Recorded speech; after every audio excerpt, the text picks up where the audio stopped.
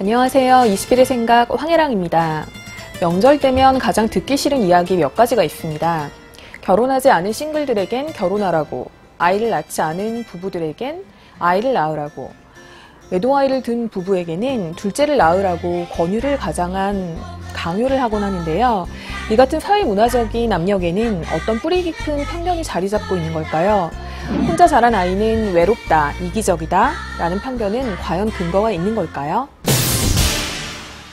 안녕하세요. 네, 안녕하세요. 박수진 기자도 아기가 하나시죠? 네. 네, 저도 아기가 하나인데 주변에 보면 요즘 아이를 하나 둔 가정이 굉장히 많아진 것 같아요. 네. 그 서울시 가구당 인구수가 3명대로 떨어진 게 기사에서 보니까 전 굉장히 놀랍던 게 18년 전부터 벌써 이미 3명대로 떨어졌다고 하던데 그 보통은 4인 가구가 일반적인 가정이라고 생각하기 쉽잖아요. 그게 편견이 어떤 건가요, 그러면? 네, 그 서울시 가구당 인구수를 보면 1985년에 4.12명이었는데 1996년에 3.07명으로 10년 만에 3명대로 줄거든요. 근데 이게 가구당 인구수는 평균이기 때문에 3인 가구가 많아졌다기보다는 1, 2, 3인 가구가 이제 공이 조금씩 늘었다라고 보면 되는데요. 이게 통계청 인구주택 총조사를 보면 좀 더 이게 구체적으로 와닿는데 2005년까지 가구 형태 1위는 4인 가구였는데요. 이게 5년 만에 2010년에는 2인 가구가 1위, 1인 가구가 2위, 4인 가구는 5년 만에 이제 3위로 밀려나고 이게 2010년 조사이니까 지금 2015년에 다시 인구주택 총조사를 하면 그때는 아마 4인 가구가 4위가 되고 3인 가구가 좀 더 앞지를 수 있다라는 이렇게 흐름상 추정이 가능합니다. 남녀가 결혼해서 아이 둘을 낳는 그런 그게 완벽한 가정이다라는 생각은 통념일 수 있다. 지금 현실과 좀 괴리가 있다라고 볼 수 있을 것 같습니다. 완벽한 가정이라는 기준이 사실 뭔지 되게 애매모호하잖아요. 그렇죠. 애 둘이어야 완벽한 가정인지 애가 없어도 되는 거고. 그렇죠. 그런데 여전히 사람들이 그런 통념을 가지고 있기 때문에 자녀 하나를 둔 부모들을 만나면 주변에서 굉장히 이렇게 스트레스 주는 권유에 가까운 강요들을 많이 그렇죠. 얘기를 하는데 저도 사실 많이 들어봤는데 그때마다 되는 논리가 굉장히 가지각색이에요. 걱정해 주면서 얘기하시는 분들도 계시고 주로 둘을 권할 때 많이 듣는 얘기, 많이 하는 얘기가 뭔가요? 첫째는 이제 혼자서 자라니까 이거 얼마나 외롭겠냐, 심심할 것이다. 그리고 이제 부모가 죽으면 아이에게 남는 가족이 없다는 사실은 굉장히 아이에게 불행한 일이다. 그래서 그런 불행을 만들어준 엄마는 나쁘다, 이기적이다 이런 얘기들이 있고요. 그다음 둘째는 가족이 최고다. 일종의 가족주의인데 든든한 자기 편을 만들어줘야 된다. 놀이터에서 친구네 아이들이 형제끼리 편먹고 얘만 따돌리면 어떡할 거냐. 근데 사실 누구나 서로 같이 친하게 지내면 되는데 형제가 이제 가장 절대 범접할 수 없는 편이 될 것이다 라는 이제 생각이 바탕에 깔려 있고요. 세 번째는 이제 외동 아이에 대한 이건 고정관념이자 편견인데 혼자 자라서 사회성이 떨어질 것이다. 또 자기만 생각해서 이기적일 것이다. 그리고 둘이 있어야 자기들끼리 놀기 때문에 엄마가 편하다. 이런 이제 육아의 편리함까지 외동 아이는 좋지 않다라는 근거가 됩니다. 사실 뭐 그런 얘기들을 너무 주변에서 많이 듣다 보면 저도 그런 생각을 안 가지고 있다가도 이 얘기가 맞나? 이런 생각이 들 때가 많아요. 그걸로 인한 스트레스 받는 부모님들의 사례도 취재 과정에서 많이 들으셨을 것 같은데. 일단 아동상담센터에 부모가 찾아오실 때 우리 아이가 너무 버릇이 없는데 얘가 어떻게 된 거냐, 외동이라서 그런 거냐. 그러니까 아이의 모든 잘못이 외동인 경우에는 사실 외동이라서 그런 게 아닌데 외동에 귀착을 해서 이제 와서 센터에 와서 상담을 받는 경우가 있는데 전문가들은 절대 그렇지 않다라고 얘기를 하고요. 또 취재를 했던 한 이제 직장 엄마는 아이가 아파서 너무 급하게 택시를 타고 가다가 이제 택시 아저씨랑 빨리 가야 돼요 얘기하면서 왜 그러냐, 애가 아프다. 그랬더니 이제 애가 몇째냐 뭐 이렇게 묻기 시작하고 하나라고 하니까 하나만 나오면 어떡하냐 이제 이런 얘기를 하시는 거죠.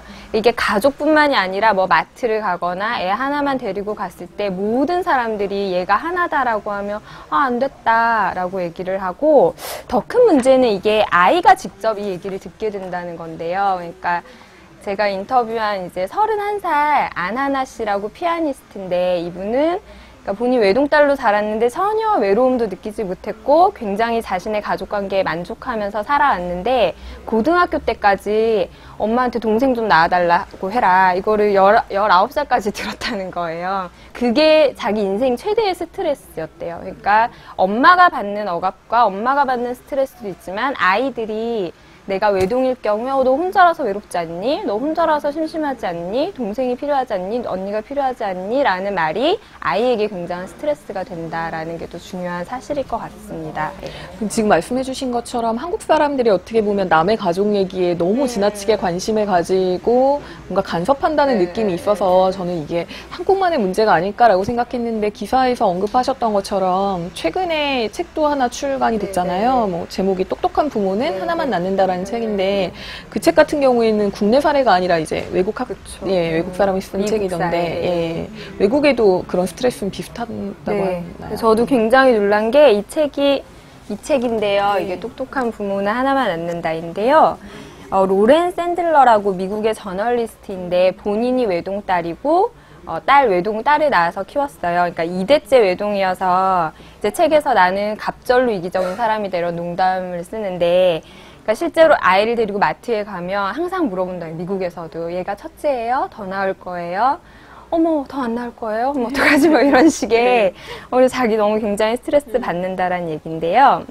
이 원래 제목은 이게 똑똑한 부모는 하나만 낳는다라고 하면 자칫 형제가 많은 가족을 뭐 이렇게 폄하하는 것처럼 들릴 똑똑하지 않다라고 들릴 수도 있겠네요. 근데 그게 아니라 원제는 원의 논리이고 그러니까 그냥 가치평가에 있는 제목이 아니라 하나라는 제목인데 번역하면서 이제 출판사에서 약간 판매를 고려해서 조금 이렇게 논쟁적으로 제목을 달았다고 하고요. 그 내용은 실제로는 외동아이가 외롭다, 이기적이다, 부적응하다라는 편견이 미국 사회도 굉장히 공고하고 그 편견에 대해서 그동안 여러 가지 학설이나 연구를 통해서 조목조목 반박하는 내용이고요. 이 책이 나오게 된 것 자체가 2010년 7월에 미국의 유력 시사주간지 타임지에서 이 외동아이 신화를 주제로 해서 커버 스토리를 다뤘었어요. 그만큼 그 외동아이 신화가 굉장히 공고하다라는 방증이기도 하고 그 커버 스토리가 나오고 나서 엄마들 사이에 아이 하나만 가질 권리라는 운동까지 미국 사회에서 일어났었고 그만큼 화제가 됐고 또 미국 사회의 외동아이 신화가 굉장히 공고하다라는 얘기가 될 것 같습니다. 책에서도 일부 언급이 됐고 박수진 기자가 취재하는 과정에서도 소아정신과 의사들이라든지 심리학자들한테 보통 지금 말씀하셨던 뭐 외동아이에 대한 편견이 과연 과학적인 근거가 있는 건지 이런 것도 물어보셨잖아요. 그분들은 뭐라고 말씀하시던가요? 외로움의 문제, 사회성의 문제, 사회적 성취의 문제 이렇게 나눠서 본다면 일단 외로움의 문제는 이제 외동의 미래라는 책을 쓴 심리학자 칼 피카드트가 있는데요. 이 심리학자는 외동이 어린 시절에 받는 선물 중에 하나가 스스로를 자신의 좋은 친구로 여기게 되는 것. 그래서 외동이 삶의 1차적인 관계를 자기 자신과 굉장히 깊이 맺는 것은 굉장한 장점이다. 그것은 절대 단점이 아니다. 라고 얘기를 하고 손석한 연세신경정신과 전문의도 외동이라는 경험이 자기와 건강하게 결합하고 내면을 단단하게 하는 밑거름이 되고 외동 시기에 어떻게 보면 부모의 사랑을 독자적으로 받게 되잖아요. 그러니까 자신이 사랑을 많이 받는 아이라는 걸 안 아이들은 또 사랑을 많이 줄 아는 아이로 자랄 수 있는 가능성이 더 높아지기 때문에 외동이 나쁜 것이 아니다라는 이야기를 합니다. 토니 팔고라는 텍사스대 교육심리학과 교수인데요. 이분이 이제 외동 연구만 굉장히 몇십 년 동안 한 분인데 500건 이상의 연구를 통해서 외동아이와 형제가 있는 아이를 비교했을 때 리더십이나 성숙도나 뭐 유연성이나 사회성, 안정성, 외로움을 느끼는지 여부가 일단 두 집단 간에 거의 차이가 없었다고 하고요. 대신 성취 동기와 자존감에 있어서는 외동아이가 더 오히려 높은 결과를 나타냈다라는 연구 결과가 있다고 합니다. 그리고 사회적 성취와 관련해서는 주디스 블레이크라는 UCLA 보건학 교수가 있는데요. 부모가 가질 수 있는 자원이 아무래도 외동에게 모두 집중이 되는데 외동이 아닌 형제가 있는 아이에게는 그 자원이 희석이 된다는 거예요. 그래서 교육이라든지 사랑이라든지 뭐 정신적, 물질적 모두 포함해서 모든 자원이 희석이 되기 때문에 외동이 훨씬 더 성공할 확률이 높다. 그리고 실제로 미국의 1300개 고등학교에 44만 명을 33살까지 장기 추적을 했는데요. 이때도 32가지 지능 측정 검사에서 외동이 25가지 항목에서 점수가 높았고 또 4가지 항목에서는 점수가 같았다. 그리고 아이들의 사회 경제적 지위도 외동이 학업에서 더 의미 있는 성취도를 보였고 교육 수준이 높은 배우자와 결혼을 했다고 합니다. 말씀해 주신 게 이제 자칫 또 형제 자매 아이들이 많은 부모님들이 들으시기엔 그러면 외동아이를 낳았어야 하는 것 아닌가라는 의문을 다시 품게 할 수도 있을 것 같은데 그런 취지는 아니고 외동아이가 잘못 이기적이다라는 그쵸. 편견, 외롭다라는 편견이 잘못됐다라는 거죠. 그러니까 외동아이가 더 연구들도 보면 외동아이가 더 우월한 건 그러니까 점수가 높은 건 자존감과 성취 동기 정도이고 나머지는 두 집단 간의 차이가 없었다. 그러니까 외동이냐 형제가 있느냐 없느냐는 중요한 게 아니라 부모가 어떤 양육 태도와 어떤 마음가짐을 가지고 아이를 키우느냐가 중요한 것이다. 이런 얘기입니다. 자연스럽게 다음 질문으로 넘어갈 수 있을 것 같은데 가장 실용적인 팁일 수도 있을 것 같아요. 저 개인적으로도 제일 궁금한 부분이기도 한데 기사에서 외동아이를 키울 때 꼭 알아야 할 부모들의 10계명 아니라 4계명이라고 표현하셨던데 어떤 태도를 가져야 되나요? 이것도 사실은 육아에서 형제가 있든 없든 공이 다 적용이 되는 항목들인데 그러니까 외동을 가진 부모들이 좀 더 놓치기 쉬운 부분을 다시 한번 이제 말씀들을 해주셨는데요. 첫째는 이거는 그래서 모든 외동 엄마들이 특히 많이 실천을 하고 계신 건데 또래 친구들과 많이 놀게 해주는 것이 중요하다고 합니다. 그러니까 사실 어린이집도 요즘 많이 가고 유치원도 가기 때문에 그런 기회가 예전에 비해서 훨씬 많고 대신 이웃 간의 관계는 좀 단절돼 있을 수도 있잖아요. 그런데 그걸 좀 더 의식적으로 이웃과 친하게 지낸다거나 가족과 근처에 산다거나 해서 아이가 상시적으로 놀 수 있고 얘기할 수 있는 또래 친구들을 사귈 수 있게 해주는 것에 더해서 근데 또 너무 강박적으로 계속 애를 친구들과만 놀게 하는 게 아니라 혼자만의 시간을 주고 그 혼자만의 시간을 의미 있게 보낼 수 있게 도와줘야 한다고 하는데요. 예를 들어서 블록 쌓기 해봐 시키고 다 하면 엄마를 불러라. 그래서 다 해서 부르면 같이 그 블록에 대해서 얘기를 한다거나 이런 방식으로 아이가 혼자 놀 시간을 주고 이후에 엄마가 개입하는 방식. 둘째는 이게 중요한데 비교하지 않는 것인데요. 그러니까 외동의 장점이 형제와 비교당할 일이 없다는 게 되게 장점이라고 학자분들이 많이 말씀하시더라고요. 근데 형제에 비교해서 자유로운데 굳이 옆집 아이랑 굳이 비교를 해서 그 장점을 무색하게 만들 필요는 없다라는. 이건 꼭 외동아이만이 아닐 것 같은데요. 네.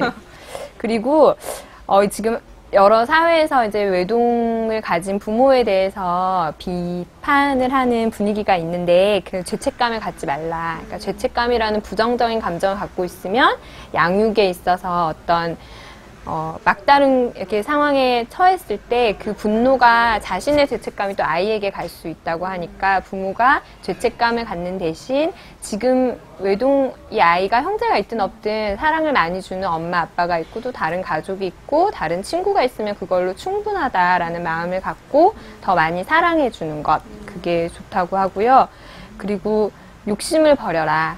그러니까 외동 아이에게 자원이 집중되는 것도 역시 강점이지만 뭐든지 과하면 독이 되잖아요. 그러니까 또 너무 집중이 되면 또 특히 청소년기에 이게 너무 집중이 되면 아이가 오히려 엇나갈 수 있다. 과도하게 기대하고 1등 해라 이렇게 얘기한다는 게 안 되는 사실 거죠? 모든 게 형제가 있다고 해서 이러지 않는 건 아니니까 그렇게 하면 될 것 같습니다. 네. 오늘 저희 아마 이렇게 육아 문제로 21의 생각을 진행한 거 처음 아닐까 하는데 오늘 재미있는 얘기 고맙습니다. 네. 2014년 가을 대한민국 정치권과 국민은 양갈래로 갈갈이 찢어져 있습니다. 박근혜 대통령은 거리에 있는 세월호 유가족들을 향해서 공격적인 발언을 퍼붓고 있고 이 와중에도 새정치민주연합은 자기들 내부에서 싸우느라 바쁩니다. 왜일까요? 대통령의 불통을, 야당의 무능함을 비판하기에도 이제 입이 아플 지경입니다.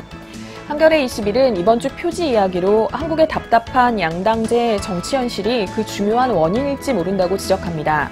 정치가 실종되고 갈등과 대립만 남은 시대에 합의 민주주의로 세기를 찾아보자는 제안이기도 합니다. 이 밖에도 이번 주 한겨레 21에서는 방한한 21세기 자본의 저자인 토마 피케티 파리 경제대 교수에 대한 한국 사회의 열광, 성희롱에 일상적으로 노출돼 있는 골프장 캐디 노동자들의 이야기를 만나보실 수 있습니다. 한 점 부지를 10조 5,500억 원에 거머쥔 동시에 수천 명의 불법 파견 노동자를 사용한 사실이 법원 판결로 확인된 9월 18일 현대차의 이야기도 함께 다룹니다. 21의 생각, 오늘은 여기까지입니다. 지금까지 진행해 황혜랑이었습니다.